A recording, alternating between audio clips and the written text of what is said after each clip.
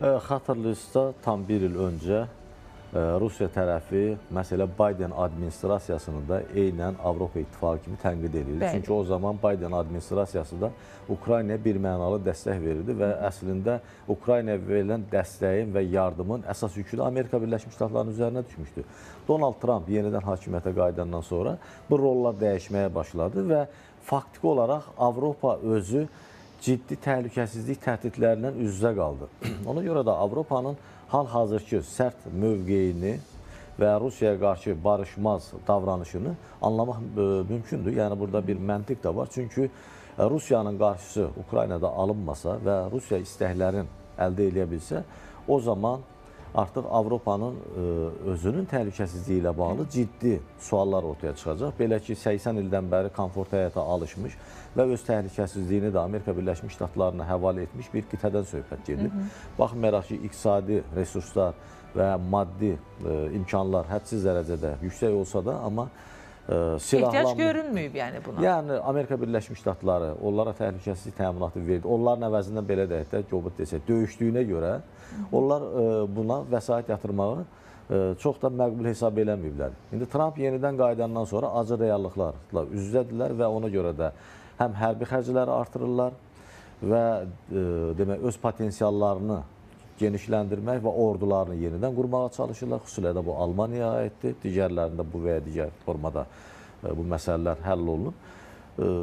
Və o baxımdan bugün Avropanın əslində tutduğu mövqe özünün maraqlarına uyğun olmaqla bərabər eyni zamanda 80 ildən bəri mövcud olmuş təhlükəsizlik arxitekturasının həm də saxlanması deməkdir. Və Ukraynanın ərazi bütövlüyünə bir mənalı dəstəkdə əslində beynəlxalq hüquqa uyğundur. Sadəcə olaraq Rusiya burada Avropanı və digərlərini ittiham eləməklə özünün yaxasını kənara çəkmək istəyir və kimisə də günahlandırmaq doğru deyil.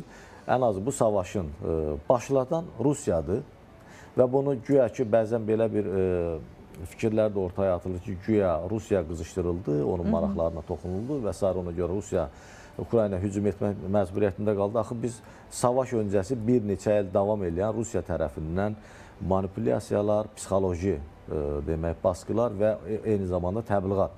Və Vladimir Putinin yazdığı məqalə Ukraynanın tarixdə heç vaxt bu adda bir dövlətin olmadığını və yaranmış bu dövlətlərin kvazi dövlətlər olduğu ilə bağlı mövqeyi var. Yəni, Rusiya özü savaşı başlatan tərəfdir. Və bugün Avropanın, bir daha qeyd edirlər, mövqeyi həm də Ukraynanın müdafiə ilə yanaşı özünü müdafiədir. Ona görə də anlaşılandır. Yəni, sıra onlara da gələcək deyə bu istiqamətdə bir narahatlıq var. Böyük Britaniyanın baş naziri Keir Starmer də Birləşmiş Ştatlardan gələn sülh planı ilə bağlı danışıb. O da bu 28 bəndin əslində qəbul edilməz olduğunu söyləyib. Düzdür, 28 bənd yoxdur. Yermakında dediyi kimi, Donald Trump'ın da vurğuladığı kimi, amma elə Keir Starmer bu proseslərdən öncə bir açıqlama verib, həmin o açıqlamanı ekrana gətiririk. Ukrayna üzrə sülh planında düzəlişlər edilməsi prosesi gedir. Birləşmiş Ştatların təklif etdiyi 28 maddəli planda mövcud olan bəzi bəndlər qəbul edilməz idi. Lakin planda müəyyən məqamlar var ki, ədalətli və davamlı sülhə nail olmaq üçün böyük əhəmiyyət daşıyır. Ədalətli və davamlı sülh yalnız müəyyən şərtlərin ödənəcəyi təqdirdə bərqərar ola bilər. Ukraynanın suverenliyi qorunub saxlanılmalıdır. Ukrayna özünü gələcəkdə də müdafiə edə bilməlidir. Ukrayna ilə bağlı məsələlər və onun gələcəyi yalnız Ukrayna tərəfindən müəyyən edilməlidir. Avropa və NATO ilə əlaqəli elementlərdə Avropa və NATO'nun razılığı alınmalıdır. Qarşıda uzun və çətin yol var. Bəli, Keir Starmer deyir ki, əgər siz ora Avropa ilə bağlı nüanslar salmısınızsa, zəhmət olmasa bizim də mövqeyimizi öyrənin. Avropada hansı mövqeydən çıxış eləyir, daha sonra o bəndləri dərc eləyin. Bəlli məsələdir ki, Avropa ilə bağlı məsələlər də orada var, dondurulmuş aktivlərdən tutmuş, digər nüanslara qədər. Bəs niyə Avropanın mövqeyi nəzərə alınmadan doğrudan da belə bir bənd salınır, belə bir bəndlər salınır? Daha doğrusu bir düzəliş deyilim ki, Donald Trump artıq açıqlama verdi ki, biz Avropanın mövqeyini nəzərə alacaq. Burada sual yaranır ki, nə zaman alacaqsınız? Əslində elə problemin kökü ondadır ki, burada taleyi həll olunan tərəflər prosesdə yoxdurlar.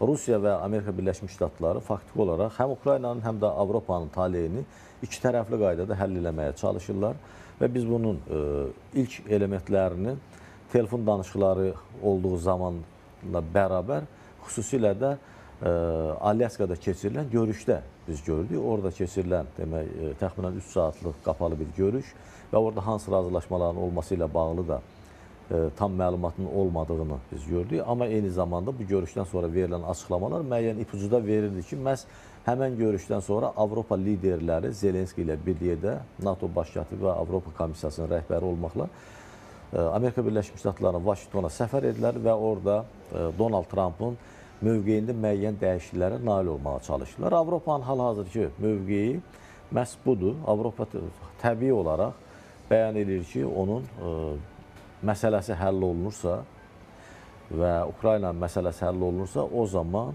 biz də bu prosesdə iştirakçı olmalıyıq və bərabər hüquqlu iştirakçılar olmalıyıq. Yəni, bu prosesin qırılma anı buradadır.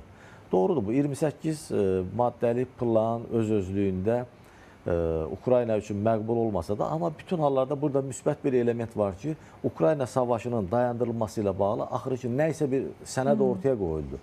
O sənədin yaxşılığı, pisliyi, yəni Ukraynaya zərəri və faydasını bir kənara qoymaqla, amma sanki bir mərhələ başlandı. Keir Starmer də əslində buna diqqət çəkir ki, ən azından hansısa bəndlər üzərindən müzakirə gedir. Artıq konkret müddəalar üzərindən müzakirələr aparıla bilər. O baxımdan məncə Avropanın və Ukraynanın əsas niyyəti, vaxtilə Trump da buna razı idi, bir atəşkəsə gedilməsidir və bu atəşkəs xətti üzərindən prosesin davam etməsidir.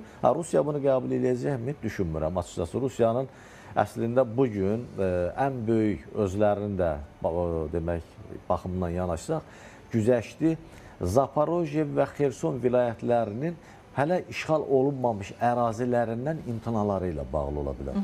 Yəni Rusiya indiyə qədər nəyi deyirdi? Krım müzakirə mövzusu deyil. Donbas əraziləri, o cümlədən Xerson və Zaporojyenin 4 vilayətin tamamı Rusiyaya verilməlidir. Onu da ondan əsaslandırırlar ki, güya 2022-ci ildə, demək, sentyabr ayında hansısa bir psevdo referendum keçiriblər və bu referendumun nəticələrinə görə də o ərazilər Rusiyanın əraziləri sayılmalıdır. İndi orada müəyyən güzəşt sanki eləyiblər. Xerson və Zaporojyədə tutulmayan ərazilər, işğal olunmayan ərazilər Ukraynada qalır. Amma tutduğu, işğal etdiyi əraziləri Rusiyaya hələ ki verirlər, belə deyək. Bəli, amma digərləri isə Ukraynanın tərkibində. Amma Donetsk, Lugansk və Krım bir mənalı şəkildə Rusiya ərazisi kimi tanınır və Donetskin işğal olunmayan təxminən 20% ərazisindən də Ukrayna qoşunları çıxmalıdır və burada Rusiyanın ərazisi kimi tanınmalıdır. Amma Rusiya hərbiçiləri bura girməməlidir. Ora bir növ bufer zonası və silahsızlaşdırılmış zona olmalıdır. Bu baxımdan kifayət qədər əslində bu sənədin üzərində işlənmək üçün vaxta ehtiyac var, zamana ehtiyac var. Bu uzun bir prosesdir. Hələ biz Steve Witkov'un Moskva səfəri və bax bu 22 bəndə Rusiyanın reaksiyalarında maraqla gözləyəcəyik. Çünki Rusiya tərəfindən verilən açıqlamalar ilkin ən azı rəsmilər bunu sətr altı, amma Duginin dili ilə bir mənalı şəkildə deyirlər ki, hansısa dəyişiklik olsa biz onu qəbul etməyəcəyik.